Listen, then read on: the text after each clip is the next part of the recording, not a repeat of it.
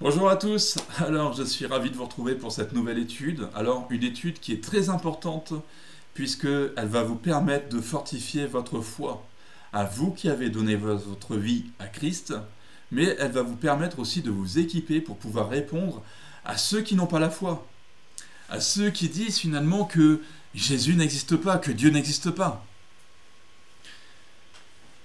Mais vous verrez aussi au cours de cette étude l'émergence des différentes religions, comment elles sont nées.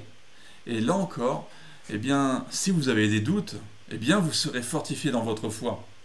Vous n'aurez plus de doute. Vous saurez que vous êtes dans le bon chemin, le seul chemin qui mène au Père. Alors sans plus tarder, entrons directement dans ce sujet passionnant. Alors, à l'origine, ce cours n'était pas prévu. Mais j'ai fortement ressenti là dans mon cœur la nécessité de le faire afin que ceux qui s'interrogent à ce sujet, à toutes ces questions qu'on va pouvoir ici, qu'on va pouvoir voir finalement, puissent obtenir des réponses à leurs questions. Alors beaucoup se posent la question de savoir comment on arrive de Dieu au niveau du livre de la Genèse, en passant par le judaïsme, puis on arrive avec l'arrivée de Jésus à la chrétienté, et pour terminer, savoir parmi toutes ces églises qui existent, laquelle ou lesquelles finalement sont dans la vérité. Comment ne pas mettre finalement sa vie spirituelle, sa vie éternelle en danger en entrant dans une église finalement qui enseigne des fausses doctrines. Ainsi, à partir de la Bible, nous allons retracer brièvement l'histoire de Dieu et de son Église jusqu'à nous aujourd'hui. Alors au travers de ce survol de l'histoire, nous allons comprendre pourquoi de nouvelles religions sont apparues, pourquoi on a eu le judaïsme, puis après on a eu le bouddhisme, l'hindouisme, on a eu l'islam qui s'est développé, etc. On a eu la religion catholique, etc. Beaucoup d'autres religions qui sont apparues. Donc pourquoi beaucoup d'églises? Pourquoi plusieurs églises? Pourquoi ces églises-là n'ont pas l'air en accord? Pourquoi plusieurs dénominations? Pourquoi autant de sectes? Bref, au travers de cette étude, vous allez comprendre un petit peu tout cela. Et pour ce faire, je vais diviser ce cours en plusieurs parties. Je vais relater des hauts faits historiques afin de bien situer la période dans laquelle nous pouvons nous trouver au moment où je vais par exemple parler de Abraham et de Abraham à Joseph par exemple. Qu'est-ce qui s'est passé dans le monde?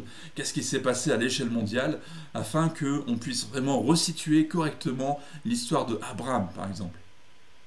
Et donc, dans la partie 1, je vais parler, donc c'est cette partie qu'on va voir juste après, j'ai parlé de l'introduction, donc on est en pleine introduction, mais de la datation à partir de Jésus jusqu'au roi David.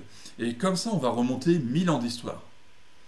Ensuite, nous allons voir aussi dans la partie 2, donc de la datation à partir du roi David jusqu'à Adam cette fois-ci. Et dans cette étude, je parlerai aussi de la préhistoire, parce que beaucoup n'ont pas encore compris qu'est-ce que c'est que ces fossiles qu'on a pu retrouver d'Australopithèque, d'Homo erectus, d'Homo habilis, etc. À quoi ça correspond?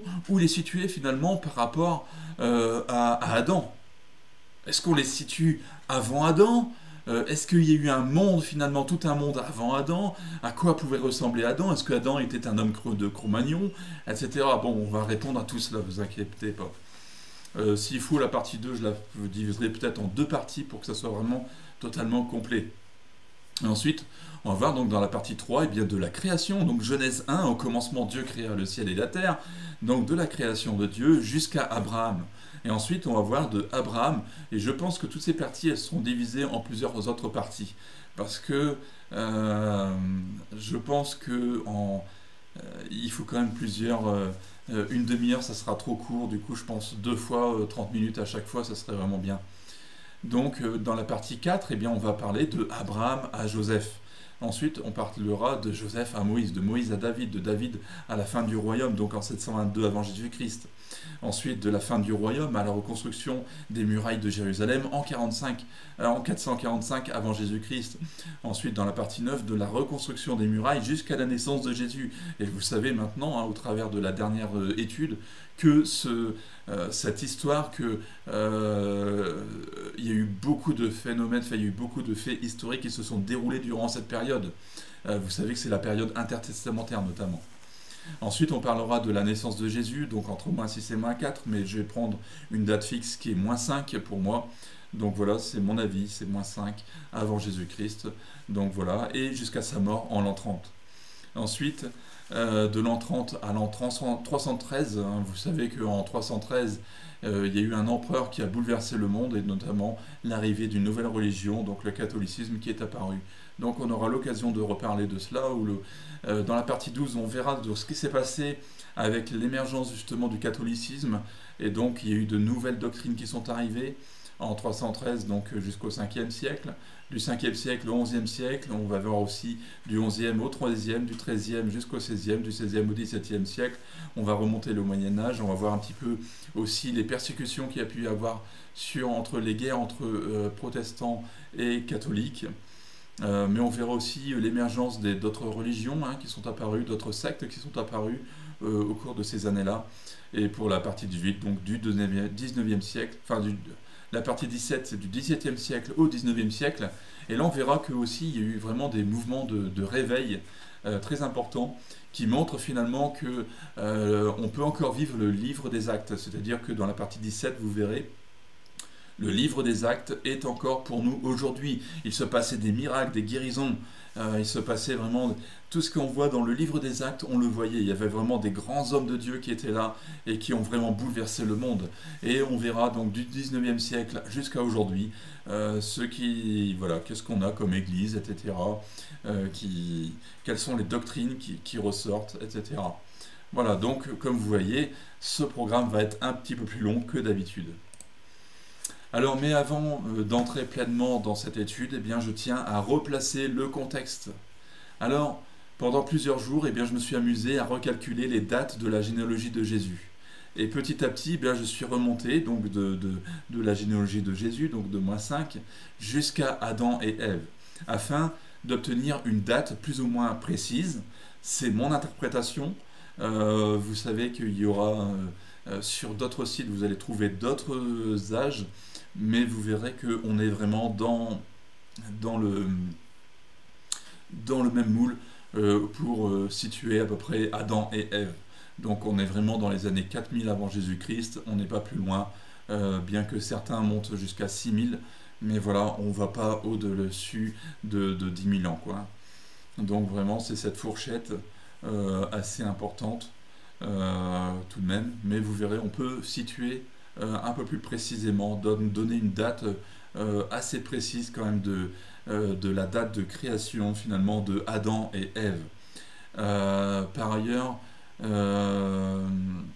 un moment, en calculant, je suis tombé sur je suis arrivé au déluge, et bizarrement, je suis tombé sur un phénomène donc quand je ne connaissais même pas ce qui s'était passé donc durant le déluge, durant cette année-là, donc, mais lorsqu'on parlera du déluge, vous allez comprendre un peu mieux de quoi je veux parler.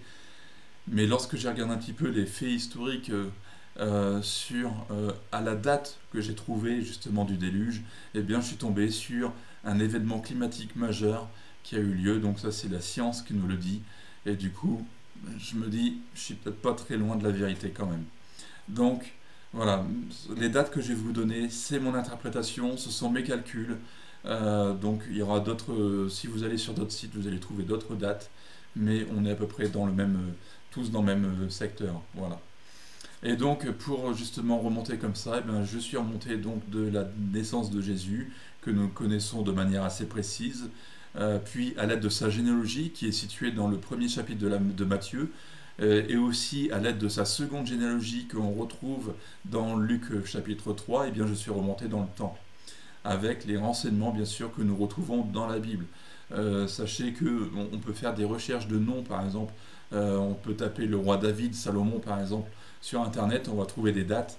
Moi, j'ai préféré prendre la Bible, me baser sur les dates des récits, les règnes, etc. J'ai préféré pas donner de date de naissance parce que certains donnent des dates de naissance. Pour moi, c'est pas très clair. Et rien ne nous dit que il est né enfin, par exemple, il y a des rois, vous verrez dans la chronologie après, rien ne nous dit que tel roi est né à telle date. On n'a rien dans le récit biblique. Après, ce sont des commentaires extra-bibliques, peut-être, d'accord, qui peuvent nous faire cette mention, par exemple, dans les récits judaïques. Mais j'ai préféré rester sur le récit biblique, pour ne pas trop m'éloigner, pour pas trop... voilà, on reste dans ce que la Bible nous dit. Voilà. Et donc, je suis remonté un petit peu comme ça dans le temps, avec les renseignements qu'on trouve dans la Bible. Je ne vais pas lire ici les généalogies qu'on retrouve dans Matthieu 1, versets 1 à 17, ni dans Luc 3, versets 23 à 38. Mais si vous les lisez, vous remarquerez que ces généalogies sont différentes. Et pourtant, dans ces textes, vous lirez que il est mentionné Joseph, la généalogie de Joseph. Alors, généalogie différente, est-ce que c'est un signe qui nous dit que la Bible est fausse finalement? Vous savez que non. Dans la précédente vidéo, j'ai bien parlé, dans la précédente étude, j'ai dit qu'il n'y avait pas d'erreur dans la Bible. Il n'y a aucune erreur.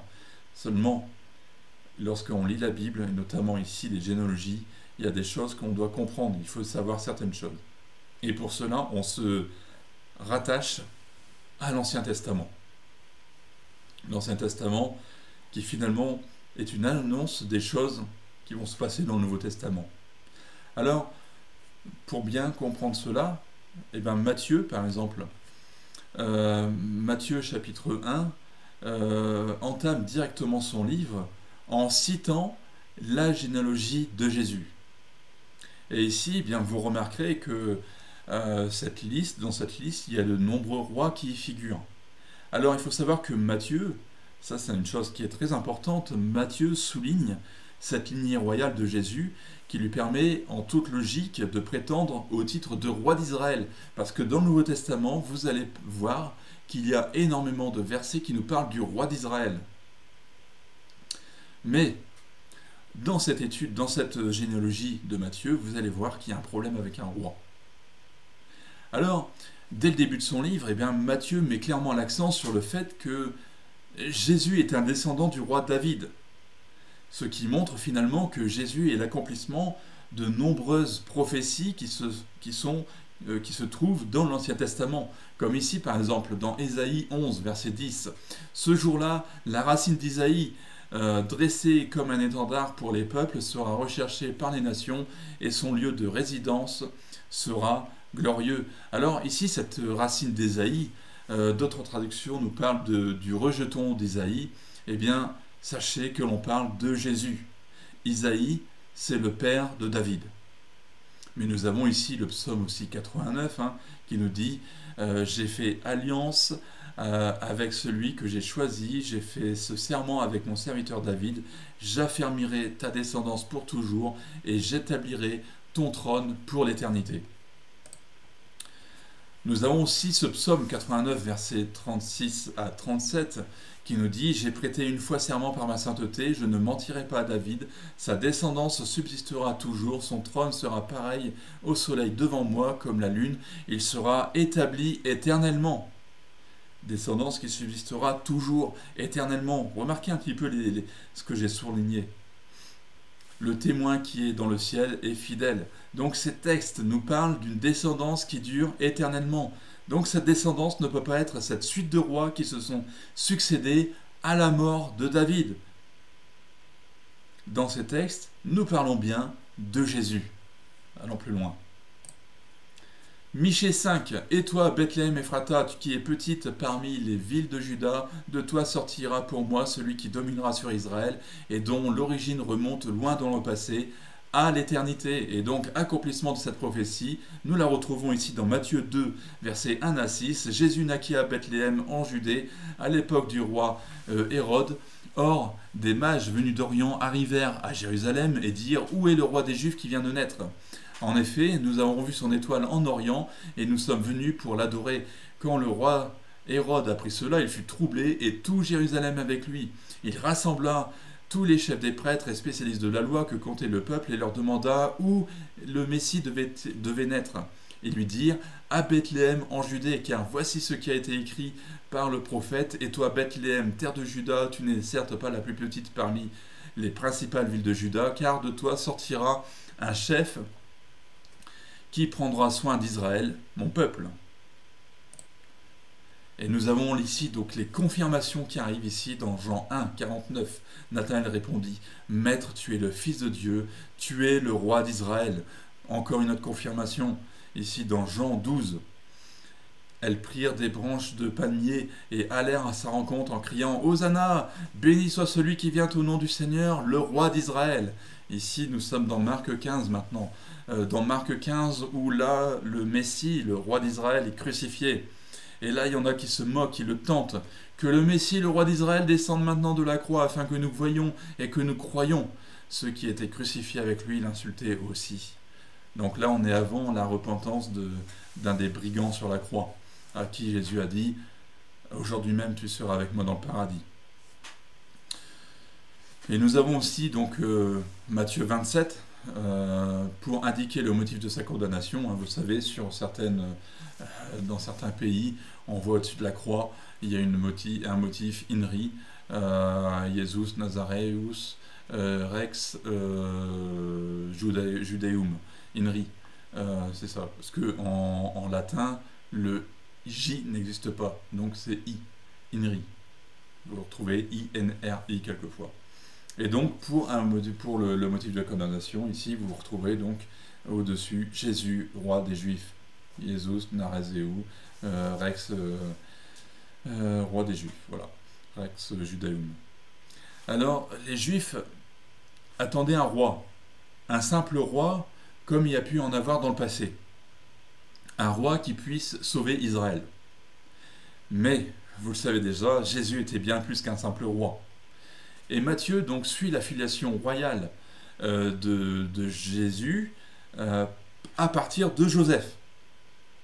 Tandis que Luc, lui, il suit la filiation naturelle de Jésus au travers de sa mère, Marie. D'ailleurs, dans son introduction à la généalogie de Jésus, Luc nous donne un indice. Luc 3, 23. Jésus avait environ 30 ans lorsqu'il commença son ministère. Il était, comme on le croyait, fils de Joseph, fils d'Élie. Alors, maintenant, il est important d'aller un petit peu plus loin. Parce que comme Matthieu nous donne déjà une filiation, mais ici, on nous dit qu'il est fils de Joseph. Mais les généalogies sont différentes. Alors, il faut savoir que Élie était le beau-père de Joseph. Et donc, il était le père de Marie. Comprenez bien. À cette époque, et dans cette culture, eh bien, il était tout à fait normal que le gendre soit affilié au fils. Et ainsi, Joseph, eh bien, pouvait appeler les parents de Marie papa ou maman. Un peu comme nous aujourd'hui, qui avons pour père Dieu. Et par conséquent, le fait que nous ayons pour père Dieu, que nous soyons réconciliés avec Jésus, que nous soyons devenus enfants de Dieu, l'Esprit rend témoignage à notre esprit que nous sommes enfants de Dieu, pour nous qui avons accepté Jésus comme notre Sauveur et Seigneur, eh bien, cela fait de nous des frères de Jésus. Nous sommes tous frères et sœurs ensemble. Ce qui nous amène aussi à être co-héritiers de Christ. Eh oui. Mais il faut savoir que la culture de l'époque était un peu machiste, puisque bien, il était très rare que le nom des femmes figure dans les généalogies. Alors, ouvrons quand même une parenthèse, pour noter que tout de même, dans Matthieu, dans la généalogie de Matthieu, eh bien, nous retrouvons certains noms de femmes. Nous retrouvons le nom de Ruth, de Tamar et de Rahab. Sans oublier d'ailleurs la femme d'Uri, qui est la femme d'Uri, vous connaissez maintenant, c'est Bathsheba. Alors, une petite entorse quand même à la tradition, Mais vous allez comprendre que cette entorse finalement est volontaire. Vous allez comprendre pourquoi. Ruth était une Moabite. Or, d'après Deutéronome 23, verset 4, l'Ammonite et le Moabite n'entreront pas dans l'assemblée de l'Éternel, même à la 10e génération, et ce, pour toujours. Ah, Dieu est clair là-dessus. Hein. Les Ammonites et les Moabites faisaient partie des exclus d'Israël. Et donc, finalement, rien qu'avec cette information, eh bien maintenant nous comprenons pourquoi Ruth est notée dans la généalogie de Jésus. Nous aussi, hein, en tant que païens, en tant que gentils, en tant que non-juifs, nous étions aussi exclus. Hein. Et pourtant, Jésus est venu sur la terre, sur la croix, il est mort aussi pour nous. Il est mort aussi, il est mort pour tout le monde, pour le monde entier. C'est une réconciliation qui nous est faite là, ici. Et donc, ça nous indique sa mission. Désormais, eh bien, le salut est étendu à tous. Il n'y a plus de groupes ethniques différents. Il n'y a plus de distinction de sexe, d'hommes et de femmes. Tout le monde maintenant peut entrer dans l'assemblée des saints. Le salut maintenant est étendu à tous les pécheurs. Rahab, c'était une prostituée. Tamar, elle s'est prostituée auprès de Judas pour avoir un enfant. Et Bathsheba, eh bien, avant de devenir la femme de David, eh bien, elle était la femme d'Uri.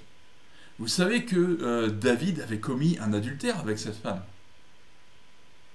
D'ailleurs, du coup, Bathsheba était aussi adultère. Mais souvenez-vous que David, pour avoir cette femme, il a tué Uri, il a fait tuer Uri. Hein. Eh ouais. Voilà. Tout cela, ça nous montre la réconciliation de Dieu avec le monde entier, finalement. Donc, je ferme cette parenthèse concernant justement ces mentions féminines dans la généalogie de Jésus. Mais tout de même importante. Alors, la généalogie de Jésus, de Jésus dans Matthieu, comporte quelques oublis. Il manque plusieurs rois. Ainsi, par exemple, eh bien, on passe directement de Joram à Osias, sans mentionner Acasia, par exemple, qui a régné de 842 à 841 avant Jésus-Christ. Nous avons aussi Athalie qui a régné de 841 à 835. Nous avons Joas, qui a régné de 836 à 796. Et Amathia aussi, qui a régné de 796 à 767. Et pareillement, au verset 11, eh bien, Matthieu fait un raccourci en disant, par exemple, Josias eut pour descendant Jéconias et ses frères à l'époque de la déportation à Babylone. Ainsi, eh bien, là encore, il balaye Joachaz, Joachim, qui est aussi connu sous le nom de Eliakim, et cette mention de Jéconias est d'ailleurs très intéressante, parce que Jéconias, il s'appelle aussi Joachim, pas Joachim, Joachim. Alors, nous retrouvons ce Jéconias ici dans Jérémie 22. Il nous est dit, je suis vivant, dit l'Éternel. Quand Jéconia, fils de Joachim, roi de Juda, serait un anneau à ma main droite, je t'arracherai de là, je te livrerai entre les mains de ceux qui en veulent à ta vie, entre les mains de ceux devant qui tu trembles, entre les mains de Nebuchadnezzar, roi de Babylone, entre les mains des Chaldéens. Alors ce passage nous montre bien qu'il s'agit de ce Jéconias, mentionné dans la généalogie de Jésus. D'ailleurs, il sera bien exilé à Babylone. Mais ce qui nous intéresse le plus, c'est la suite. Jérémie 22, versets 28 à 30, ce Jéconias est-il donc un récipient méprisé, mis en pièces? Est-il un objet qui n'apporte aucune satisfaction? Pourquoi ont-ils été expulsés, lui et sa descendance, projetés dans un pays qu'ils ne connaissaient pas? Terre, terre, terre, écoute la parole de l'Éternel. Voici ce que dit l'Éternel. Écrivez au sujet de cet homme qu'il sera privé d'enfants, qu'il ne réussira pas dans sa vie. En effet, aucun de ses descendants ne réussira à occuper le trône de David et à régner encore sur Juda. Et là, ça c'est une mention extraordinaire, une mention super importante. En bref, aucun descendant de la lignée de Jéconias ne pouvait prétendre à cette succession sur le trône de David. Et donc, même pas Jésus. Eh oui. Mais ici, vous le savez, il y a tout un enseignement encore à tirer. Bon, bien sûr, c'est pas le moment d'en parler. Mais peut-être qu'un peu plus tard, j'aurai l'occasion de revenir sur tous ces symboles dans la généalogie de Jésus. Et donc, logiquement, du côté de Joseph, eh bien, Jésus ne pouvait pas prétendre à la royauté.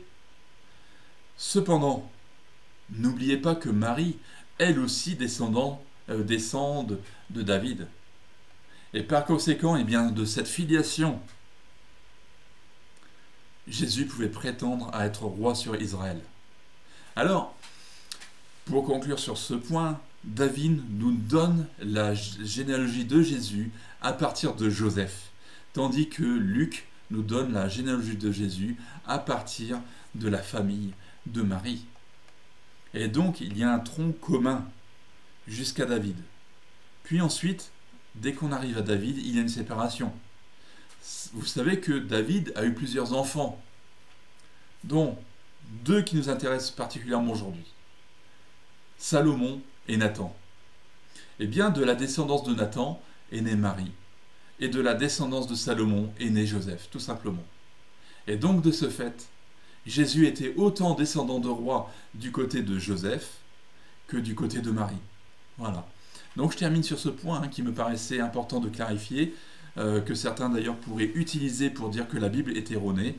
Mais de ce fait, maintenant, je vais revenir sur les dates pour remonter dans le temps et fixer une date pour la création de Adam et Ève. Donc on va remonter aujourd'hui de Jésus à David. Alors, Jésus est né entre -6 et -4.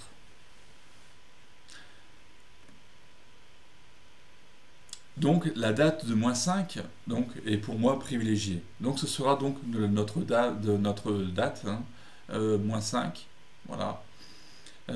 Et donc il est mort en l'an 30. Et pour en savoir un peu plus, hein, j'ai déjà abordé ça dans le cours précédent. Alors Joseph, il faut savoir que Joseph était plus âgé que Marie. Nous savons que Marie était âgée entre 14 et 16 ans à la naissance de Jésus. Alors je sais qu'aujourd'hui ça pourrait choquer. Mais n'oubliez pas que nous sommes finalement dans une autre époque, un autre contexte. Il y a une époque où finalement la mort survenait très tôt, sans oublier que nous sommes aussi dans une autre culture. Alors en fonction de mes recherches, eh bien, je pense que Marie serait née entre -21 et -19, c'est assez précis quand même, avant Jésus-Christ. Hein, donc. Quant à Joseph, eh ben, c'est un peu plus compliqué. Je ne pense pas qu'il soit aussi âgé que certains le pensent. N'oublions pas qu'il y a eu des enfants après donc cette fameuse naissance miraculeuse de Jésus par Marie. Donc les fameux frères de Jésus, comme Jacques par exemple. Nous avons aussi beaucoup de raisons de croire que en 30 après Jésus-Christ, eh bien, il était déjà mort, parce que sinon il aurait été mentionné comme témoin de la résurrection, de la crucifixion, de Jésus. Or, lorsqu'il est sur la croix, c'est à Jean que Jésus confie sa mère pour qu'il en prenne soin. Et donc, j'ai de bonnes raisons de croire que Joseph est né entre 25 et 35 et qu'il est mort entre 20 et 25 après Jésus-Christ. Alors, dans la généalogie de Luc, eh bien, nous avons les noms de Élie et de Mathat, au verset 23 et 24, et nous savons que Élie est né en 55 avant Jésus-Christ et qu'il est mort en l'an 10, tandis que pour Mathat, eh bien, lui, il est né un petit peu plus tôt, donc en 83 avant Jésus-Christ, mais que lui, il est mort, lui aussi d'ailleurs, en l'an 10. Alors ensuite, hein, de Jacob à Abioud, donc ici, de Jacob à Abioud ici, donc là, tous ces personnes-là, eh bien, nous n'avons pas beaucoup d'informations. Nous pouvons seulement déterminer que ce groupe, ici, a vécu entre 100, enfin, moins 100 et moins 500 avant Jésus-Christ. Il y a seule l'année de Hazor ici qui nous est connue. On sait qu'il est mort en 372 après Jésus-Christ. Alors Zorobabel ici, c'était le chef du peuple juif. Et lui, par contre, il est un peu plus connu. Et de ce fait, nous connaissons sa date de naissance. Hein. Nous savons qu'il est né en moins 566 et qu'il est mort en 510 avant Jésus-Christ. Et là encore, donc concernant Shealtiel, on n'a pas beaucoup de renseignements sur lui. Pour le reste de la généalogie de Jésus, ben, c'est beaucoup plus simple. Nous avons beaucoup plus de renseignements qui nous permettent finalement de dater de façon assez précise les différents personnages. Toutefois, j'indique quand même que ce sont des dates, ce sont des dates assez précises, mais ce ne sont pas des dates précises. Parce que vous allez constater, hein, dans le texte biblique, par exemple, dans Genèse 5, verset 6, il nous est dit, à l'âge de 105 ans, Seth eut pour fils Énoch. Et nous avons cette indication que Seth a eu Énoch à l'âge de 105 ans. Mais je vais donner une image pour mieux comprendre cela, pour simplifier un peu le contexte et pour vraiment que vous puissiez comprendre pourquoi il est impossible de donner un âge précis. Alors Seth a eu son enfant à 105 ans. Mais disons que Énoch, il est né le 22 mars, par exemple. Si Énoch naît le mois suivant, en avril donc, il est bien né pendant la 105e année de son père, n'est-ce pas?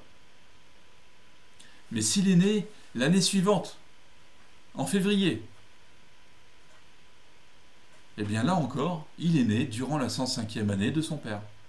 Si son père, par exemple, est né le 22 mars, donc Seth est né le 22 mars, donc si... comment dire? Donc Seth, à l'âge de... Enfin, le 22 mars, il a 105 ans. Admettons, le 23 mars, le lendemain, il y a la naissance de son fils Énoch. Donc, il est né durant la 105e année. Mais admettons, l'année d'après, nous sommes le 21 mars, mais de l'année suivante. Et là encore, Seth a toujours 105 ans. Mais par contre, il y a quand même 11 mois d'écart. Quasiment 12, il y a même 12 mois d'écart. Vous voyez, c'est pour ça que au bout de plusieurs générations, eh ben, on peut avoir un décalage quand même d'une dizaine d'années. Et ça, c'est quand même quelque chose qui est à prendre en considération. Donc, je reprécise que ce sont mes calculs. Il faut savoir que si vous recherchez, si vous faites d'autres recherches, vous allez trouver d'autres chronologies avec d'autres dates. Cependant, attention, parce que certaines de ces chronologies contiennent aussi quelques erreurs vraiment flagrantes. Donc, certaines généalogies, certaines chronologies sont absolument à nettoyer, à supprimer, parce que là, il y a vraiment des erreurs trop flagrantes, sont nettoyées. Donc, mais bon, faites attention un petit peu. Normalement, on est dans le temps à peu près d'une dizaine d'années tout autour, dans les dates assez précises, quoi. Donc, il faut savoir que certains utilisent le texte de la traduction Septante, qui donne d'autres âges aux généalogies que nous retrouvons par exemple dans ce chapitre 5 de la Genèse. Dates qui ont d'ailleurs été reprises par l'historien Flavius Joseph. Je les mentionnerai à la fin. Mais pour maintenant, on va fermer cette parenthèse et on va reprendre le cours de cette généalogie. Alors, et on va revenir à ce Jéconias. Ce Jéconias qui est ici et qui est aussi connu sous le nom de Joachim. Et lui, il est né en 615 avant Jésus-Christ et il est mort en 562.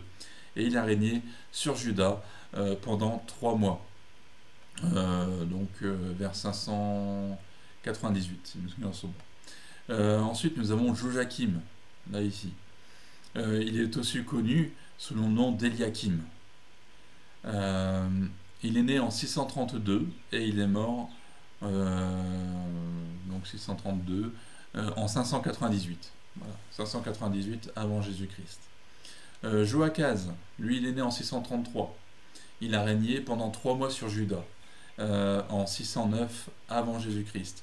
Alors il faut noter que Joachim et Joachaz ne sont pas mentionnés dans la généalogie de Jésus. C'est pour ça qu'ils sont en rouge.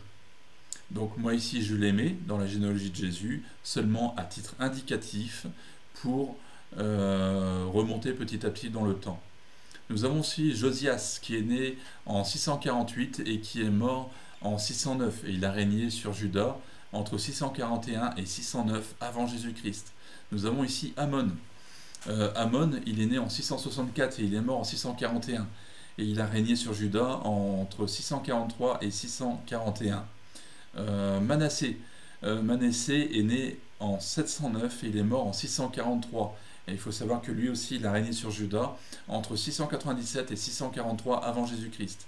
Nous avons ensuite Ézéchias qui est né en 739 et qui est mort en 686. Et lui, il a aussi régné sur Juda entre 716 et 686. Alors, vous allez remarquer peut-être que certaines dates de règne se chevauchent. Et c'est normal parce qu'il y a eu plusieurs épisodes de corrégence. C'est-à-dire que nous avons 2 rois qui ont régné ensemble. Donc ça c'est tout à fait possible. 2 rois qui règnent ensemble. Et de ce fait, ça s'appelle la corrégence. Voilà. Akaz. Akaz ici. Voilà, Akaz. Donc là par exemple ici on a une corrégence. Voilà, Akaz. Akaz est né en 752, il est mort en 716. Il a régné sur Juda entre 738 et 716 avant Jésus-Christ. Nous avons Jotham, qui est né en 765 et qui est mort en 732. Il a régné sur Juda entre 740 et 732 avant Jésus-Christ. Osias, aussi connu sous le nom de Azaria. Alors là aussi, ça peut être un piège quelquefois. Nous avons des noms de rois qui sont différents. Donc Osaria, certains passages vont vous dire Osias et d'autres Azaria. Donc lui il est né en 801, il est mort en 733 et il a régné sur Juda en 792 et 740. Alors les 4 prochains rois et reines ne sont pas mentionnés dans la généalogie de Jésus, donc c'est pour ça qu'ils sont en rouge, mais ici je vais les rajouter pour continuer notre remontée dans le temps. Cependant, je reprécise bien qu'ils font partie, oui, Athalie, la reine Athalie, fait bien partie de la généalogie de Jésus. Et oui. Alors nous avons Amathia, qui est né en 822 et qui est mort en 767. Il a régné sur Juda entre 796 et 767 avant Jésus-Christ. Nous avons Joas, qui est né en 843, qui est mort en 796 et qui a régné sur Juda entre 836 et 796 avant Jésus-Christ. Nous avons Athalie, donc la fameuse reine sanguinaire, qui est morte en 836. Elle a régné sur Juda entre 841 et 835. Nous avons Acasia, qui est né en 883 et qui est mort en 841. Il a régné sur Juda en 841 avant Jésus-Christ. Joram, lui, il est né en 882, il est mort en 842 et il a régné sur Juda entre 853 et 841 avant Jésus-Christ. Nous avons ici Josaphat, qui est né en 905 et qui est mort en 849, qui a régné sur Juda entre 873 et 849 avant Jésus-Christ. Nous avons ensuite Asa, qui lui, il est né, donc Asa, on n'a pas sa date de naissance, on ne sait pas à peu près, mais on sait qu'il est mort en 872. C'est pour ça que certains, donc vous verrez, si vous tapez Asa, vous pouvez retrouver une date de naissance, mais je n'ai aucune correspondance pour dire que Asa a régné donc à partir de tel âge, il avait tel nombre d'années lorsqu'il a été sur le trône. Donc je ne peux rien dire là-dessus. On sait qu'il a régné entre 911 et 870 avant Jésus-Christ. Donc tout ce qu'on peut dire, c'est qu'il est né avant donc les années 911. Nous avons ensuite Abijam, ou aussi Abijah. qui lui est né en 950 et qui est mort en 911. Et il a régné sur Juda entre 914 et 911.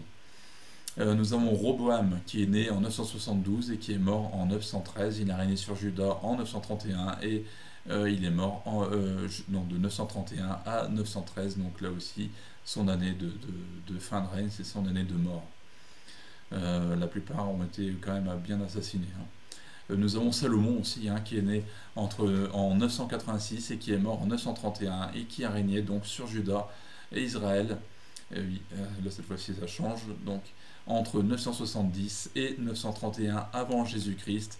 Et nous arrivons enfin avec David, qui est né en 1040 et qui est mort en 970 et qui a régné donc sur Israël entre 1070 et 970. Et ainsi, bien, dans cette première remontée de temps, nous avons parcouru 1000 ans d'histoire. De la naissance de Jésus jusqu'à moins 4, donc de la naissance de Jésus, de moins 5, pardon, jusqu'à 1000 avant Jésus-Christ.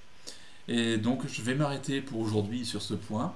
Je vous retrouve très rapidement pour la suite de cette étude, où cette fois-ci, j'ai remonté de Adam, jusqu'à Adam. Alors n'hésitez pas à partager cette vidéo, à partager cette étude, car oui, comme je vous le disais en introduction, vous allez vous découvrirez beaucoup d'informations importantes qui vous feront grandir dans votre foi, mais qui vous aideront aussi à convaincre ceux qui sont incrédules. Vous serez aussi équipés aussi à travers de cette étude pour savoir quoi répondre finalement à ceux qui se moquent des chrétiens en disant que Dieu n'existe pas, ou savoir quoi aussi leur répondre à ceux qui disent que leur religion est la bonne. Voilà. Donc je vous retrouve très bientôt. Que Dieu vous bénisse.